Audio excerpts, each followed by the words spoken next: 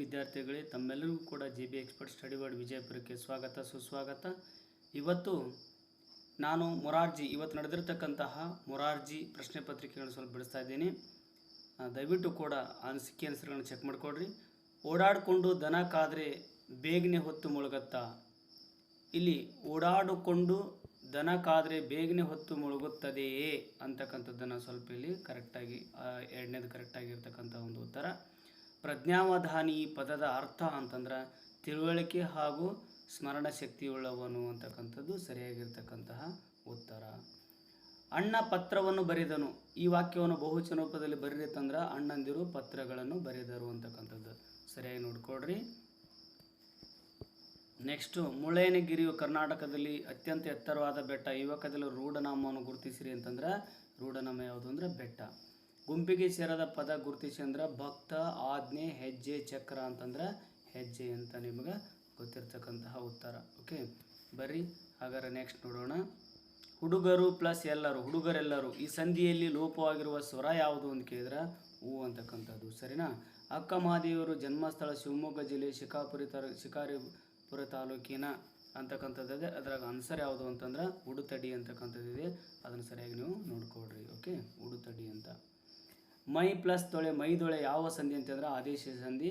ಅಲ್ಲಿ ಕಚತಪಗಳಿಗೆ ಗಜದಪಗಳು ಆದೇಶವಾಗಿ ಬಂದವು ಅಂತಕ್ಕಂಥದ್ದು ಸರಿನಾ. ಬರೀ ಹಾಗಾದರೆ ಚುಟುಕುಗಳ ಬ್ರಹ್ಮ ಯಾರನ್ನ ಕರಿತೀವಿ ಅಂತಂದ್ರೆ ದಿನಕರ ದೇಸಾಯಿ ಅಂತಕ್ಕಂಥದ್ದನ್ನು ಕರಿತೀವಿ. ಸರಿಯಾಗಿರ್ತಕ್ಕಂಥ ಉತ್ತರ.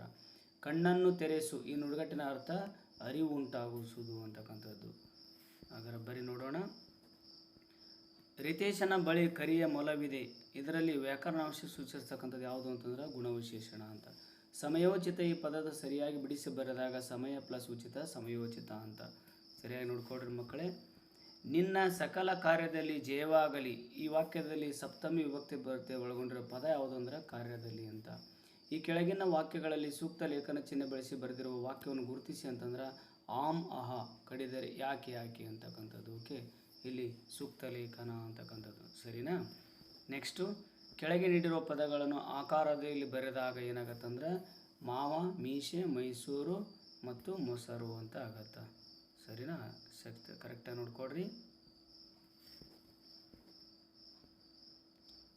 ಡ್ಯಾಶ್ ವೇರಿ ಡ್ಯಾಶ್ ಡಗಿನ ಭಾಗಮಂಡಲದ ಬೆಟ್ಟ ಬಳಿ ಡ್ಯಾಶ್ರಿಂದಾಗಿ ಹುಟ್ಟಿ ಡ್ಯಾಶ್ ಒಳಗೆ ಹರಿಯುತ್ತದೆ ಅಂತಂದ್ರೆ ಇದ್ರಾಗ ತುಂಬಿರ್ತಕ್ಕಂಥ ಪದ ಯಾವುದು ಅಂತಂದ್ರೆ ತುಂಬುವ ಪದ ಆಪ್ಷನ್ 2 ಕಾ ಕೋ ಕಿ ಕೆ ಅಂತಕ್ಕಂಥದ್ದು. ಕಾವೇರಿ ಕೊಡಗಿನ ಮತ್ತು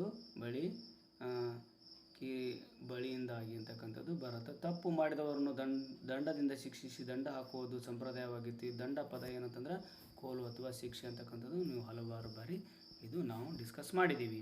ಪತ್ರವನ್ನು ಬರೆಯುವಾಗ ಅನುಸರಿಸಬೇಕಾದ ಸಾಮಾನ್ಯ ನಿಯಮಗಳನ್ನು ಕ್ರಮವಹಿಸಿ ಹೆಸರಿಸಿರಿ ಅಂತಂದಾಗ 1, 4, 3, 2 ಕರೆಕ್ಟಾಗಿರ್ತಕ್ಕಂಥದ್ದು ಸರಿನಾ. ಬನ್ನಿ ಮಕ್ಕಳೇ, ಹಾಗಾದರೆ ಮಾದರಿಯಂತೆ ಬರೆ ನೋಡ್ರಿ. ಈ ಬಂಧನು ಈ ಪದದ ಧಾತು ರೂಪ ಯಾವುದು ಅಂದ್ರೆ ತಿನ್ನು ಅಂತ. ಓಕೆ, ತಿಂದನೋದು. ಬೆಟ್ಟದ ಮೇಲೊಂದು ಮನೆಯ ಮಾಡಿ, ನಿಮ್ಗೆ ಗೊತ್ತದ ಅಕ್ಕಮದೇವರ ಥರ ಮೃಗಗಳಿಗೆ ದುಡಿದಂತೆ ಅಂತಕ್ಕಂಥದ್ದು ಸರಿನಾ. ಬರೀ ಹಾಗಾದ್ರೆ ನೋಡೋಣ. In these sentence which sentence needs a question mark. ಇದರ ಕ್ವಶನ್ ಮಾರ್ಕ್ ತೋರಿಸ್ತಕ್ಕಂಥದ್ದು ಯಾವುದು ಅಂತಂದ್ರೆ ಹೌ ಓಲ್ಡ್ ಆರ್ ಯು ಅಂತಕ್ಕಂಥದ್ದು ತೋರಿಸುತ್ತೆ. Pick out the word which does not belong in the group ಅಂದ್ರೆ ಪುಟ್ ಅಂತಕ್ಕಂಥದ್ದು. ಬನ್ನಿ ಹಾಗಾದ್ರೆ ನೋಡೋಣ. Find the relating word. ಇದರ ರಿಲೇಟಿಂಗ್ ವರ್ಡ್ ಯಾವುದು ಅಂತಂದ್ರೆ ಬ್ರೇಕ್ಫಾಸ್ಟ್ ಅಂತ. We ordered large pizza for lunch ಅಂತಂದ್ರೆ ಲಾರ್ಜ್ ಅಂತಕ್ಕಂಥದ್ದು ಅಡ್ಜೆಕ್ಟಿವ್ ಅಂತಕ್ಕಂಥದ್ದು. ಎಷ್ಟೋ ಸಲ ನಾನು ನಿಮ್ಗೆ ಹೇಳಿದ್ದೀನಿ. ಹೋಲಿ man is called a monk, a learned person is called a scholar ಅಂತ ಕರಿತೀವಿ. ಓಕೆನಾ. Choose the grammatically correct sentence options given below ಅಂತಕ್ಕಂಥದ್ದು. Lucy tells a stories every day ಅಂತಕ್ಕಂಥದ್ದು ಸರಿಯಾಗಿರ್ತಕ್ಕಂತಹ ಉತ್ತರ. ಓಕೆ, ಬನ್ನಿ ಮಕ್ಕಳೇ ಸರಿಯಾಗಿ ನೋಡೋಣ. The best way to express gratitude is, the options are given below ಅಂತಕ್ಕಂಥದ್ದು ಅಂತಂದ್ರೆ ಸೇ ಥ್ಯಾಂಕ್ ಯು ಅಂತಕ್ಕಂಥದ್ದು ಸರಿಯಾಗಿರ್ತಕ್ಕಂಥದ್ದು. ಓಕೆ, ಗ್ರ್ಯಾಟಿಟ್ಯೂಡ್ ಆಗತ್ತ. ಏನು a group of people is called ಏನಂತ ಕರೀತಾರೆ ಕ್ರೌಡ್ ಅಂತ. Which one of these does not change in plural form ಅಂದ್ರೆ ಎಲ್ಲವೂ ಕೂಡ ಪ್ಲೂರಲ್ ಫಾರ್ಮ್ದಾಗ ಚೇಂಜ್ ಆಗಲ್ಲ. Okay, the past tense of the word think ಇದು ಏನಾಗತ್ತಂದ್ರೆ ಥಾಟ್ ಅಂತ ಆಗತ್ತೆ. It given options choose the possessive word ಅಂತಂದ್ರೆ ಮೈನ್ ಅಂತ ಆಗುತ್ತೆ. ಸರಿಯಾಗಿ ನೋಡ್ಕೊಡ್ರಿ. ಇನ್ನು next pick word which is not an example for feminine gender ಅಂತಂದಾಗ ಪ್ರಿನ್ಸ್ ಅಂತ ಆಗತ್ತೆ. ಓಕೆ, ಅದು ಏನಾಗಲ್ಲ, ಫೆಮಿನೈನ್ ಜೆಂಡರ್ದು ಆಗಲ್ಲ ಅಂತಕ್ಕಂಥದ್ದು. ಸರಿ, opposite word of quit start ಅಂತ ಆಗತ್ತೆ. Rearrange the following correct form of meaningful sentence ಅಂದರೆ ಎನಿಮಲ್ಸ್ ಆರ್ ಲಿವಿಂಗ್ ಬಿನ್ಸ್ ಅಂತಕ್ಕಂಥದ್ದು ಕರೆಕ್ಟ್ ಆಗಿರ್ತಕ್ಕಂಥ ಒಂದು answer. Match the following sounds ಅಂದ್ರೆ ಒಂದನೇದು ಏಕ, ಮೂರನೇದು, ಆಮೇಲೆ ಬಿಗೆ ಐದನೇದು, ಸಿಗೆ ನಾಲ್ಕನೇದು, ಡಿಗೆ ಎರಡನೇದು, ಈಗೆ ಒಂದನೇದು. Options 2 is correct. ಇನ್ನು ಈಗಾಗಲೇ ಇದ್ರ ಬಗ್ಗೆ ನಾನು ಸಾಕಷ್ಟು ಸಲ ನಿಮ್ಗೆ ಹೇಳಿದ್ದೆ, ಗೊತ್ತು ಅದ. ಟೈಮ್ ಎಷ್ಟಾಗ್ಯದ ಅಂತಂದ್ರೆ ನೀವು ಅರ್ಧಕ್ಕೆ ಬಂದಾಗಿನ ಬಳಸಬೇಕು, ಹಾಫ್ ಫಾಸ್ಟ್ 8 ಅಂತ ಬಳಸಬೇಕು ಅಂತ ಹೇಳಿದ್ದೀನಿ ನಿಮಗೆ. ಇದ್ರ ಬಗ್ಗೆ ಭಾಳ ಕಲ್ಪನೆಯೂ ಕೂಡ ಕೊಟ್ಟಿದ್ದೀನಿ. ಇನ್ನು next find the missing letters ಅಂತಂದ್ರೆ ಫೇವ್ರೇಟ್ ಅಂತಕ್ಕಂಥದ್ದು. ಇನ್ನು pick out the word silent letters from the list given below ಅಂತಂದಾಗ ರಾಂಗ್, ವಾಕ್, ನೈಫ್, ನೀ ಅಂತಕ್ಕಂಥದ್ದು. ಓಕೆನಾ? ಸರಿ, right the words given below in the alphabetic order ಅಂತಕ್ಕಂಥದ್ದು ಯಾವುದು ಅಂತ ಕೇಳಿದ್ರೆ ಮೇಡಮ್, ಮ್ಯಾಂಗೋ, ಮ್ಯಾರೇಜ್, ಮಾಸ್ಟರ್ ಅಂತ. ಸರಿನಾ? ಸರಿಯಾಗಿ ನೋಡ್ಕೊಳ್ರಿ. ಇನ್ನು solve the riddles. I am the first fruit of group. I am type of circle fruit. You can squeeze me to make juice. I am the same colour as you my name. Oh am ಅಂದಾಗ ಅದ್ರ ಅರ್ಥ ಏನಾಗುತ್ತೆ? Orange juice ಅಂತ ಆಗುತ್ತೆ, orange ಅಂತ ಆಗುತ್ತೆ. Okay, ಸರಿನಾ?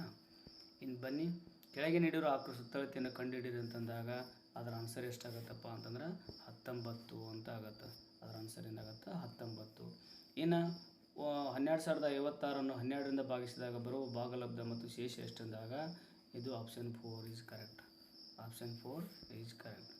ವೃತ್ತದ ಮೇಲಿನ ಬಿಂದು ಮತ್ತು ವೃತ್ತದ ಕೇಂದ್ರಕ್ಕಿರುವ ದೂರವನ್ನು ಏನಂತ ಕರೀತಾರೆ ಅಂದರೆ ತ್ರಿಜ್ಯ ಅಂತ ಕರೀತಾರೆ. ಈಗಾಗಲೇ ಸಾಕಷ್ಟು ಡಿಸ್ಕಸ್ ಮಾಡೀವಿ. ಕೆಳಗಿನ ಯಾವುದು ಲಘುಕೋನವಾಗಿದೆ ಅಂತಂದ್ರೆ 80 ಡಿಗ್ರಿ ಭಾಳಷ್ಟು ಲಘುಕೋನವಾಗಿದೆ ಅಂತ ನಾವು ಹೇಳ್ಬೋದು. ಸರಿನಾ?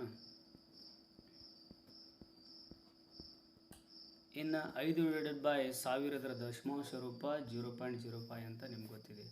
ಇನ್ನು ಒಬ್ಬ ವ್ಯಾಪಾರಿಯ ವಾರ್ಷಿಕ ಆದಾಯವು 14,400 ಆದರೆ ಅವನ ಒಂದು ತಿಂಗಳ ಆದಾಯವನ್ನು ಕಂಡುಹಿಡಿಯಿರಿ ಅಂತಂದಾಗ ಆನ್ಸರ್ 1,200 ಅಂತ ನಾವಿಲ್ಲಿ ಹೇಳ್ಬೋದು. ಸರಿನಾ? ಇನ್ನು 3,459ರಲ್ಲಿ 4ರ ಸ್ಥಾನ ಬೆಲೆ ಎಷ್ಟು ಅಂತಂದಾಗ ನಿಮ್ಗೆ ಗೊತ್ತಿರ್ತಕ್ಕಂಥ ವಿಷಯ, 4ರ ಸ್ಥಾನ ಬೆಲೆ 400. ಇನ್ನು ನೆಕ್ಸ್ಟ್ ಇದರ ಆನ್ಸರ್ ಸಾಮಾನ್ಯ ರೂಪ ಬರೀರಿ ಅಂತಂದರೆ 2,503 ಅಂತಕ್ಕಂಥದ್ದು. ಓಕೆ, ಸರಿಯಾಗಿ ನೋಡ್ಕೊಡ್ರಿ. ಸಂಕಲನ ಮಾಡಿರಿ ಅಂತಂದಾಗ ಇದನ್ನು ಕೂಡಿಸೋದಾದ 2 ಗಂಟೆ 50 ನಿಮಿಷ ಮತ್ತು 3 ಗಂಟೆ 40 ನಿಮಿಷ ಎರಡನ್ನು ಕೂಡಿಸಿದಾಗ 6 ಗಂಟೆ 30 ನಿಮಿಷ ಆಗತ್ತೆ. ಸರಿಯಾಗಿ ನೋಡ್ಕೊಡ್ರಿ. ಇನ್ನು ನೆಕ್ಸ್ಟ್ ಆಯತದ ಘನ ಜಾಲಾಕೃತಿ ಯಾವುದು ಅಂತಂದ್ರೆ ಇದು ಕರೆಕ್ಟ್ ಆನ್ಸರ್.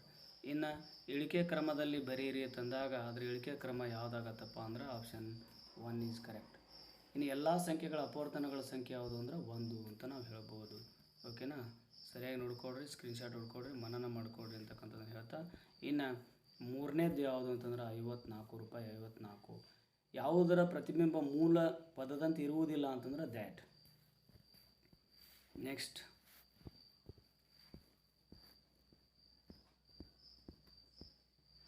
ಕೆಳಗಿನಲ್ಲಿ ಯಾವುದು ತ್ರಿಭುಜ ಸಂಖ್ಯೆ ಅಲ್ಲ ಅಂತ ಹೇಳಿದಾಗ 5 ಅಂತಕ್ಕಂಥದ್ದು ತ್ರಿಭುಜ ಸಂಖ್ಯೆ ಅಲ್ಲ ಅಂತ ನಾವು ಹೇಳಬಹುದು. ಸರಿನಾ? ನೆಕ್ಸ್ಟ್ ಒಂದು ಪುಸ್ತಕದ ಅಂಗಡಿಯಲ್ಲಿ ಲಭ್ಯವಿರುವ ಪುಸ್ತಕಗಳ ದರ ಪಟ್ಟಿ ಹೀಗೈತಿ. ರವಿ ಪುಸ್ತಕದ ಅಂಗಡಿಯಿಂದ 3 ಪುಸ್ತಕಗಳನ್ನು ಕೊಳ್ಳುತ್ತಾನೆ. ಅವನ ಅಂಗಡಿಯವನಿಗೆ ನೀಡಬೇಕಾದ ಒಟ್ಟು ಹಣವೆಷ್ಟು ಅಂತಂದಾಗ ನಿಮ್ಗೆ ಗೊತ್ತಿರತಕ್ಕಂಥದ್ದು ₹27 ಅಂತ. ಕೆಳಗಿನ ಭಿನ್ನರಾಶಿಗಳನ್ನು ಸುಲಭ ರೂಪದಲ್ಲಿ ಬರೀರಿ ಅಂತಂದರೆ 1/2 ಮತ್ತು 1/3 ಅಂತ. 600 ಸೆಂಟಿಮೀಟರ್ಗೆ 600 ಮೀಟರಿಗೆ ಪರಿವರ್ತಿಸಿದಾಗ 6 ಮೀಟರ್. 5 ಕ್ವಿಂಟಾಲ್ ತೂಕವು ಎಷ್ಟು ಕಿಲೋಗ್ರಾಮ್ಗೆ ಸಮ ಅಂತಂದಾಗ 500 ಕಿಲೋಗ್ರಾಮ್ಗೆ ಸಮ ಅಂತ ನಾವು ಹೇಳಬಹುದು. ಸರಿನಾ? ಬನ್ನಿ ಹಾಗಾದರೆ 6,457ರಲ್ಲಿ 4ರ ಸ್ಥಾನ ಮತ್ತು ಮುಖಬೆಲೆಗಳ ವ್ಯತ್ಯಾಸ ಅಂದಾಗ 3,396 ಅಂತ. ಮೇಲ್ಮಣ್ಣು ನಾಶವಾಗುವ ಸಂದರ್ಭ ಜೋರಾಗಿ ಗಾಳಿ ಬೀಸಿದಾಗ ಅಂತ. ಓಕೆ, ಈ ಕೆಳಗಿನ ಏಕವಾರ್ಷಿಕ ಸಸ್ಯ ಯಾವುದು ಅಂತ ಕೇಳಿದಾಗ ಏಕವಾರ್ಷಿಕ ಸಸ್ಯ ಹತ್ತಿ. ಇನ್ನು ಸಾಗರದ ಅಲೆಗಳಿಂದ ಉತ್ಪತ್ತಿಯಾಗುವ ಶಕ್ತಿ ಯಾವುದು ಅಂತ ಕೇಳಿದರೆ ಅದು ಏನಪ್ಪ ಅಂದ್ರೆ ಭರತ ಶಕ್ತಿ ಅಂತ ನಾವಿಲ್ಲಿ ಹೇಳಬಹುದು. ಅದು ಯಾವುದು ಅಂತಂದ್ರೆ ಭರತ ಶಕ್ತಿ. ಕೆಳಗಿನವುಗಳಲ್ಲಿ ಯಾವ ಚಟುವಟಿಕೆಗಳಲ್ಲಿ ಕೆಲಸ ನಡೆದಿಲ್ಲ ಅಂತಂದ್ರೆ ಗೋಡೆಯನ್ನು ತಳ್ಳುವುದು ಅಂತ. ಓಕೆ, ನೀರಿನಲ್ಲಿ ಹೈಡ್ರೋಜನ್ ಆಕ್ಸಿಜನ್ಗಳ ಜಲಪಾತ ಎಷ್ಟು ಅಂತ 2/1 ಅಂತ ನಾವು ಸಾಕಷ್ಟು ತಿಳ್ಕೊಂಡಿವಿ. ಯಾವ ಗ್ರಹದ ಒಂದು ದಿನದ ಅವಧಿ 1 ವರ್ಷಕ್ಕಿಂತ ಹೆಚ್ಚಾಗಿರುತ್ತದೆ ಅಂತಂದ್ರೆ ಶುಕ್ರ ಗ್ರಹ ಅಂತ ನಾವು ಹೇಳ್ತೀವಿ. ನೆಕ್ಸ್ಟ್ ಬನ್ನಿ, ಉತ್ಪನ್ನ ಹೊಂದುವ ವಸ್ತುವಿಗೆ ಉದಾಹರಣೆ ಏನಂತಂದ್ರೆ ನ್ಯಾಪ್ಥಲಿನ್ ಬಾಲ್ಗಳು ಅಂತ ನಾವು ಹೇಳ್ಬೋದು. ಒಂದು ಘಟಕದ ಪರಿಮಾಣ ಒಳಗೊಂಡಿರೋ ದ್ರವ್ಯರಾಶಿಯ ಪ್ರಮಾಣ ಸಾಂದ್ರತೆ ಅಂತ ಸಾಕಷ್ಟು ಸಲ ನಾವು ಡಿಸ್ಕಸ್ ಮಾಡೀವಿ. ಇನ್ನು ಶುದ್ಧ ನೀರಿಗೆ ಬಣ್ಣ, ವಾಸನೆ, ರುಚಿ ಇಲ್ಲ. ಇದಕ್ಕೆ ಕಾರಣ ಏನಂತಂದರೆ ನೀರಿನಲ್ಲಿ ವಿಲೀನವಾಗಿರುವ ಲವಣ ಮತ್ತು ಖನಿಜಾಂಶಗಳಿಂದ.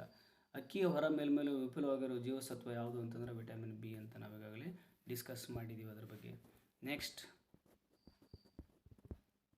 ಕೆಳಗಿನೊಳಗೆ ವಿದ್ಯುತ್ ಶಕ್ತಿಯನ್ನು ಉಷ್ಣ ಶಕ್ತಿಯಾಗಿ ಪರಿವರ್ತಿಸುವ ಸಾಧನ ಯಾವುದು ಅಂತಂದರೆ ವಿದ್ಯುತ್ ಇಸ್ತ್ರಿ ಪೆಟ್ಟಿಗೆ. ಇದು ಕೂಡ ಡಿಸ್ಕಸ್ ಮಾಡಿದ್ದೀವಿ. ಇಂಗು ಗುಂಡಿಗಳ ನಿರ್ಮಿಸುವ ಮುಖ್ಯ ಉದ್ದೇಶ ಏನಂತಂದ್ರೆ ಅಂತರ್ಜಲ ಮರುಪೂರಣಗೊಳಿಸುವುದು ಅಂತ. ಓಕೆ, ಹೇಳಿಕೆ ಇಲ್ಲಿ ಬದಲಿ ಇಂಧನ ಮೂಲಗಳಾದ ಸೌರಶಕ್ತಿ, ಜಲವಿದ್ಯುತ್ ಶಕ್ತಿ ಮತ್ತು ಪವನಶಕ್ತಿ ಬಳಸುವುದರಿಂದ ವಾಯುಮಾಲಿನ್ಯ ತಡೆಗಟ್ಟಬಹುದು. ಹೇಳಿಕೆ ಏನಾಗಿದೆ ಅಂತಂದರೆ ಇದು ಹೇಳಿಕೆ ಎ ಸರಿ, ಬಿ ತಪ್ಪಾಗಿದೆ ಅಂತಕ್ಕಂಥ ನಾವು ಹೇಳ್ಬೋದು. ಸರಿಯಾಗಿ ಇಲ್ಲಿ ಕಾರಣ ಮತ್ತು ಹೇಳಿಕೆಗಳನ್ನ ಕೊಡ್ತಾ ಇದ್ದಾರೆ. ಇನ್ನು ಅರಣ್ಯಗಳು ನವೀಕರಿಸಬಹುದಾದ ಸಂಪನ್ಮೂಲಗಳಿವೆ.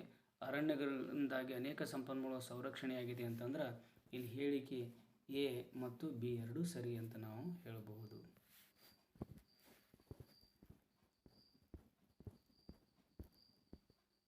ಕೆಳಗಿನವುಗಳಲ್ಲಿ ಯಾವುದು ಬದಲಾದ ಆಧುನಿಕ ಆಹಾರ ಅಭ್ಯಾಸದಿಂದ ಉಂಟಾಗಿರುವ ಪರಿಣಾಮಗಳು ಅಂತ ಕೇಳಿದ್ರೆ ಎ ಮತ್ತು ಸಿ ಅಂತ. ಎ ಮತ್ತು ಸಿ ಕರೆಕ್ಟಾಗಿರ್ತಕ್ಕಂಥದ್ದು. ಇನ್ನು ಕೆಳಗಿನಲ್ಲಿ ಯಾವುದು ದ್ರವ್ಯದ ಲಕ್ಷಣಗಳಲ್ಲ ಅಂತಂದ್ರೆ ಎಲ್ಲ ದ್ರವ್ಯಗಳು ಪದಾರ್ಥಗಳು ಆಕಾರವನ್ನು ಹೊಂದಿರುತ್ತವೆ ಅಂತೇಳಿ. ವಿದ್ಯುತ್ ಕೋಶದಲ್ಲಿ ಯಾವ ಶಕ್ತಿ ವಿದ್ಯುತ್ ಶಕ್ತಿಯಾಗಿ ಪರಿವರ್ತನೆ ಆಗುತ್ತೆ ಅಂದರೆ ರಾಸಾಯನಿಕ ಶಕ್ತಿ ಅಂತ ನಾವೀಗಾಗಲೇ ತಿಳ್ಕೊಂಡಿದ್ದೀವಿ. ಯಾವ ಲಕ್ಷಣಗಳು ಮಂಗಳ ಗ್ರಹಕ್ಕೆ ಸಂಬಂಧಿಸಿಲ್ಲ ಅಂತ ಕೇಳಿದ್ರೆ ಆಪ್ಷನ್ 4 ಇದು ಅನೇಕ ತೆಳುವಾದ ಉಂಗುರಗಳನ್ನು ಹೊಂದಿದೆ ಅಂತ ಹೇಳ್ಬೋದು. ಹೊಂದಿಸಿ ಬರೀರಿ ತಂದಾಗ ಇದರಲ್ಲಿ ಏನಪ್ಪ ಅಂತಂದ್ರೆ ಆಪ್ಷನ್ ಸಿ ಈಸ್ ಕರೆಕ್ಟ್ ಅಂತ. ಓಕೆ, ಸರಿನಾ? ಇನ್ನು ಇಲ್ಲಿ ಸಸ್ಯಗಳು ಆಹಾರ ತಯಾರಿಸಲು ಬೇಕಾದ ಅಂಶಗಳು ಅಂತಕ್ಕಂಥದ್ದು ಅಂದರೆ ಇಲ್ಲಿ ಏನಪ್ಪ ಅಂದರೆ ಮೇಲಿನ ಎಲ್ಲವೂ ಅಂತಕ್ಕಂಥ ಸರಿಯಾಗಿರ್ತಕ್ಕಂಥ ಆನ್ಸರ್. ಕರ್ನಾಟಕದ ಕರಾವಳಿ ಹೊಂದಿಕೊಂಡಿರುವ ಸಮುದ್ರ ಯಾವುದು ಅಂತ ಕೇಳಿದ್ರೆ ಅರಬ್ಬಿ ಸಮುದ್ರ ಅಂತ ನಾವು ಹೇಳ್ಬೋದು. ಇನ್ನು ಥಾರ್ ಮರುಭೂಮಿ ರಾಜಸ್ಥಾನದೊಂದಿಗೆ ಭಾರತದ ಯಾವ 3 ರಾಜ್ಯಗಳಲ್ಲಿ ಹರಡಿಕೊಂಡಿದೆ ಅಂತಂದ್ರೆ ಪಂಜಾಬ್, ಹರಿಯಾಣ, ಗುಜರಾತ್. ಒಂದೇ ಕೃಷಿ ಜಮೀನಿನಲ್ಲಿ ವರ್ಷ ಒಂದಕ್ಕೆ 2 ರಿಂದ 3 ಬೆಳೆಗಳನ್ನು ಬೆಳೆಯೋದಕ್ಕೆ ಏನಂತ ಕರಿತೀವಿ ಅಂದ್ರೆ ಸಾಂದ್ರ ಬೇಸಾಯ ಅಂತ ಕರಿತೀವಿ ನಾವು. ಇನ್ನು ಇದನ್ನು ವಂಶವೃಕ್ಷದ ರಾಜ್ಯಕ್ಕೆ ಸಂಬಂಧವನ್ನು ಗುರುತಿಸಿರೆ ತಂದಾಗ ಇಲ್ಲಿ ಒಂದೇದೇನಪ್ಪ ಅಂದ್ರೆ ಮೊಮ್ಮಗಳು ಮತ್ತು ಅಜ್ಜ ಅಂತ ನಾವಿಲ್ಲಿ ಹೇಳ್ಬೋದು. ಸರಿನಾ? ನೆಕ್ಸ್ಟ್, ನೀವು ನಗರದಲ್ಲಿ ವಾಸಿಸಿದರೆ ನೀವು ಎದುರಿಸದ ಒಂದು ಸಮಸ್ಯೆ ಅಂತಕ್ಕಂಥದ್ದು. ನೀವು ನಗರದಲ್ಲಿ ವಾಸಿಸುತ್ತಿದ್ದರೆ ನೀವು ಎದುರಿಸದ ಒಂದು ಸಮಸ್ಯೆ ಅಂತಕ್ಕಂಥದ್ದು ಅಂದರೆ ಕಸದ ವಿಲೇವಾರಿ, ಟ್ರಾಫಿಕ್ ಜಾಮ್ ಮತ್ತು ಕೊಳಚೆ ಪ್ರದೇಶಗಳು, ಸ್ವಚ್ಛ ಮತ್ತು ಶುದ್ಧ ಪರಿಸರ. ಅಂದರೆ ನೀವು ನಗರದಲ್ಲಿ ವಾಸಿಸುತ್ತಿದ್ದರೆ ನಿಮಗೆ ಎದುರಾಗದೇ ಇರತಕ್ಕಂಥದ್ದು ಯಾವುದು ಅಂತಕ್ಕಂಥದ್ದು ಕಸದ ವಿಲೇವಾರಿ ನೋಡೀವಿ, ಟ್ರಾಫಿಕ್ ಜಾಮನ್ನು ನೋಡೀವಿ, ಆಮೇಲೆ ಕೊಳಚೆ ಪ್ರದೇಶಗಳನ್ನು ನೋಡೀವಿ, ಆಮೇಲೆ ಸ್ವಚ್ಛ ಮತ್ತು ಶುದ್ಧ ಪರಿಸರನೂ ಕೂಡ ಸ್ವಲ್ಪ ಕಷ್ಟ. ನಾವು ಇದನ್ನು ಆಪ್ಷನ್ 4 ಅಂತ ಹಾಕ್ತೀವಿ. ಚಂಡೀಗಢ ಕೆಳಗಿನ ಯಾವ 2 ರಾಜ್ಯಗಳ ರಾಜಧಾನಿಯಾಗಿದೆ ಅಂತಂದರೆ ಪಂಜಾಬ್ ಮತ್ತು ಹರಿಯಾಣ ಅಂತ ಸರಿಯಾಗಿ ತಿಳ್ಕೊಬೇಕು. 3 ಕಡೆ ನೀರಿದ್ದು 1 ಕಡೆ ಭೂಭಾಗವಿರುವುದನ್ನು ನಾವೇನು ಕರಿತೀವಿ ಅಂದ್ರೆ ಪರ್ಯಾಯ ಭೂಮಿ ಅಂತ ಕರಿತೀವಿ. ಓಕೆನಾ? ಸರಿಯಾಗಿ ನೋಡ್ಕೊಡ್ರಿ. ನೆಕ್ಸ್ಟ್, ಕೆಳಗಿನ ಯಾವ ಹೇಳಿಕೆಗಳು ಗ್ರಾಮೀಣಾಭಿವೃದ್ಧಿಗೆ ಸಂಬಂಧಿಸಿವೆ ಅಂತ ಅಂದರೆ ಎ ಮತ್ತು ಸಿ ಅಂತಕ್ಕಂಥದ್ದು ಮಾತ್ರ ಸರಿ. ಇನ್ನು ನೆಕ್ಸ್ಟು, ಕುತುಬ್ ಮಿನಾರ್ ಇರುವ ಸ್ಥಳ ಯಾವುದು ಅಂತಂದ್ರೆ ದೆಹಲಿ.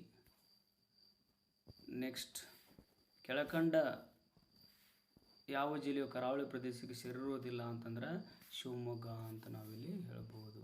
ಇನ್ನು ಪಶ್ಚಿಮ ಮತ್ತು ಪೂರ್ವ ಘಟ್ಟಗಳು ಸಂಧಿಸುವ ಸ್ಥಳದಲ್ಲಿ ನೀಲಗಿರಿ ಬೆಟ್ಟಗಳಿರುವ ಪ್ರಸಿದ್ಧ ಗಿರಿಧಾಮಗಳನ್ನು ಹೆಸರಿಸಿರಿ ಅಂದರೆ ಉದಕ ಮಂಡಲಂ ಅಂತ ನಾವು ಕರಿಬಹುದು.